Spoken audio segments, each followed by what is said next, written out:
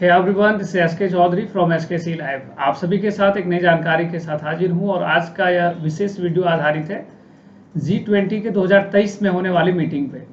Student, पहली बार 1999 से लेकर के अब तक लगभग 23 वर्षों के इतिहास में पहली बार ऐसा हुआ है जब G20 जैसी दुनिया की सबसे बड़ी संस्था, सबसे बड़ी ऑर्गेनाइजेशन, संगठन की बैठक का अधिकार भारत को मिला है। जी हाँ, अगले 2023 में G20 की बैठक भारत में होगी और ऐसा पहली बार हुआ जब इंडिया को इसको होस्ट करने का अधिकार मिला है। इससे पहले आपने देखा होगा कि G20 में जो डेवलपिंग नेशंस होते हैं उनको हाशिए पे रखा जाता है। वो केवल पार्ट ऑफ दी ऑर्गेनाइजेशन होते हैं, लेकिन ऑर्गेनाइजेशन में कोई डिसीजन मेकिंग का काम करना या कोई रेजोल्यूशन लेकर के आना, कोई प्रस्ताव लेकर के आना, ऐसे अधिकार नहीं होते हैं। तो आज के इस वीडियो के अंदर हम लोग इसी बात पे चर्चा करने वाले हैं कि G20 क्या है और इतनी चर्चाएं क्यों हैं। आखिर भारत को मेजबानी मिली तो क्या बैठकों की तैयारी चल रही, क्या इस बारे में इंफॉर्मेशन है, तो उस पर आधारित है यह वीडियो। एंड शुरू करते हैं आज का सेशन। और यह वीडियो बड़ा ही उपयोगी होने वाला है आपके सभी एग्जाम्स के लिए। तो इसमें जितनी बातें बताई जा रही है आप सब उसे नोट कर लीजिए, स्क्रीनशॉट लेके अच्छे से नोट कर लें। शुरू करते हैं आज का वीडियो। सबसे पहली और सबसे महत्वपूर्ण जानकारी है कि क्या है इस संदर्भ में जानकारी। तो उसमें एक जानकारी तो है कि 70th जो G20 की समिट है ये 2022 में इंडोनेशिया में होने वाली। It is propose to be host in Indonesia, November में होगा, अगले महीने होगा। और दूसरा जो सबसे बड़ा जो न्यूज है, सबसे अच्छी जो खबर है वो ये है कि अगले साल यानी कि 2023 में 9 से लेकर के 10 सितंबर को G20 की वार्षिक शिखर सम्मेलन की मेजबानी भारत करेगा और दिसंबर से लेकर के भारत में इसकी तैयारियां प्रारंभ हो जाएगी। से लेकर के भारत अगले वर्षों तक लगभग 200 मीटिंग करेगा G20 की आयोजन से संबंधित। तो ये सबसे खास और सबसे विशेष जानकारी है। नेक्स्ट अगर बात करें कि G20 के बारे में क्या कंसेप्ट है, तो उसमें G20 की अध्यक्षता अभी इंडोनेशिया कर रहा है और G20 की अध्यक्षता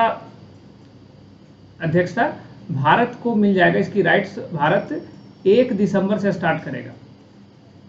1 दिसंबर 2022 से इसकी अध्यक्षता भारत करेगा।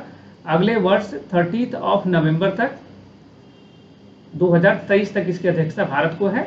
और G20 की बैठक को लेकर के भारत में तैयारियां अब शुरू हो गई हैं। और G20 में एक होता है ट्रोइका ग्रुप। हाँ, ट्रोइका ग्रुप, ट्रोइका में बेसिकली उन देशों को शामिल किया जाता है जिन देशों में यह बैठक होने वाली, यानी कि जो पिछले वर्ष जहाँ पे बैठक का आयोजन हुआ था वो देश इसका सदस्य होगा ट्रोइका का, और वर्तमान में जहाँ आयोजन होने वाला है वह देश होगा शामिल इसमें, और अगले वर्ष जहाँ होने वाला वो देश होगा शामिल। जैसे फॉर एग्जाम्पल असल G20 की बैठक 2021 में सभी बैठकें हुई थी इटली में, तो इटली ट्रोइका का पार्ट है। 2022 की बैठक होगी India propose to be held in Indonesia में, तो इंडोनेशिया इसमें शामिल है। और 2023 की बैठक होगी भारत में, तो ट्रोइका में भारत भी शामिल है। तो यह है ट्रोइका का बैठक। एग्जाम में हो सकता है पूछा जाए ट्रोइका क्या होता है, इसको कर लेंगे। नेक्स्ट है कि G20 के बारे में क्या क्या इन्फॉर्मेशन है। तो G20 का फॉर्मेशन जो है friend, it was formed on 1999, 22 वर्ष पहले इसकी एस्टेब्लिशमेंट हुई थी। इसका पर्पस है bring together systematically important industrialization in developing economics. Student, इसमें है कि दुनिया भर के तमाम देश एक साथ आए और एक दूसरे को कोऑपरेट करें और एक तरीके से, सिस्टमेटिक तरीके से वो इकोनॉमिकली काफी ग्रो करे और पूरी ग्लोबल इकोनॉमी आगे बढ़े, पूरी वैश्विक अर्थव्यवस्था आगे बढ़े। जैसा इसका नाम है G20, इसमें टोटल मेंबर्स भी G20 में 20 सदस्य हैं। और इसके वर्तमान में अध्यक्ष कौन है, तो आप स्पष्ट तौर पे जानकारी रखेंगे कि इसमें जो वर्तमान अध्यक्षता की जा रही है, यह अध्यक्षता इंडोनेशिया के द्वारा किया जा रहा है। इंडोनेशिया के Joko Widodo, president of Indonesia के हैं, वह इसकी अध्यक्षता कर रहे हैं, वो अभी G20 के अध्यक्ष हैं। नेक्स्ट है कि G20 का महत्व क्या है, इसका इंपॉर्टेंस क्या है। तो इसके महत्व को इस बात से आप समझ सकते हैं, जो भारत में भी इसका आयोजन हुआ है तो इतनी बड़ी हंगामा, इतना बड़ा न्यूज क्यों बन रहा है। इसका महत्व आप इस बात से समझो कि G20 जो समूह है, देश है, उसमें ये दुनिया भर की 85%, 85% of the GDP, global GDP का वैल्यूएशन रखता है। मतलब पूरी दुनिया में 85% है 20 देश के पास वैल्यूएशन इकोनॉमी का। नेक्स्ट है कि इंटरनेशनल ट्रेड में, अंतर्राष्ट्रीय व्यापार में 75% की हिस्सेदारी है, जो कि बहुत बड़ा अमाउंट है। और नेक्स्ट है कि दुनिया भर का 2/3 पॉपुलेशन यहीं पे है। अगर पूरी दुनिया का पॉपुलेशन को 3 भाग में बांट दीजिएगा तो 2 भाग का पॉपुलेशन केवल इन 20 देशों में है।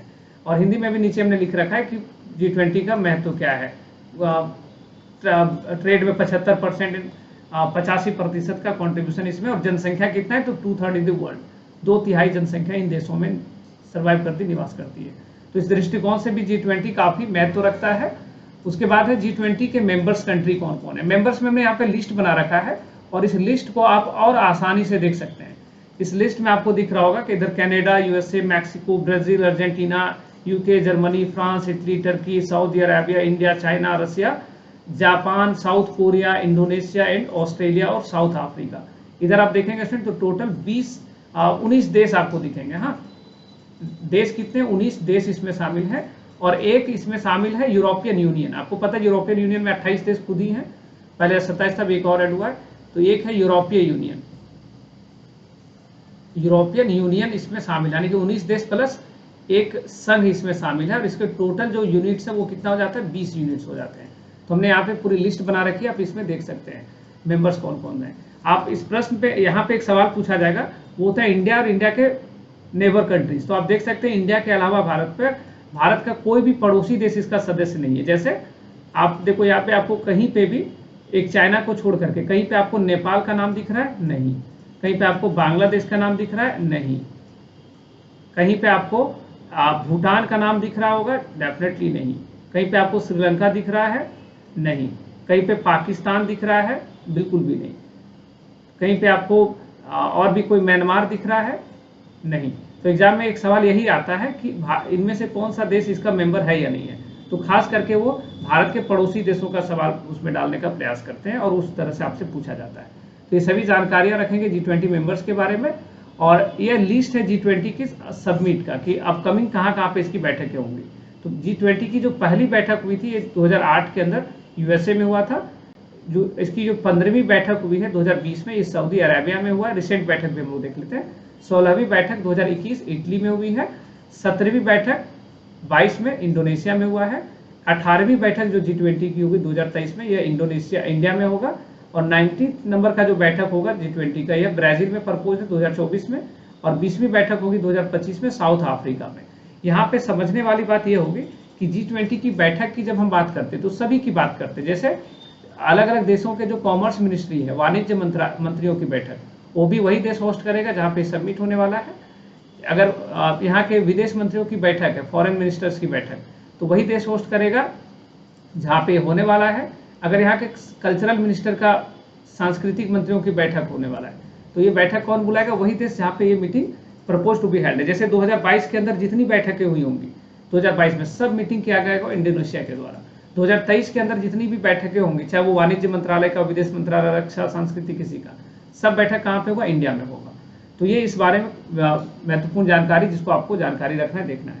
और यहाँ पे वही चीज हमने लिख रखी कि India will assume to presidency of G20 1 year from December 2020 to November 2020। Bharat December 1 से लेकर के 30 दिसंबर तक इसका अध्यक्षता करने वाला है। ये इसके बारे में महत्वपूर्ण जानकारी है। एंड इस दौरान भारत लगभग 200 मीटिंग्स करेगा। भारत इसमें टोटल 200 मीटिंग्स करने वाला है इस बैठक के अंतर्गत। यह भी काफी अच्छी जानकारी है। नेक्स्ट है कि G20 की जब बैठक होती है तो उसमें एक परंपरा है। वो परंपरा है कि कुछ सदस्य को आमंत्रित करने का, सदस्यों को आमंत्रण देने का। तो सब मेंबर कंट्री को तो आमंत्रण देगा ही, और साथ ही साथ एक और परंपरा है कि आप इसमें गेस्ट को भी बुला सकते हैं, आप इसमें अतिथियों को भी बुला सकते हैं।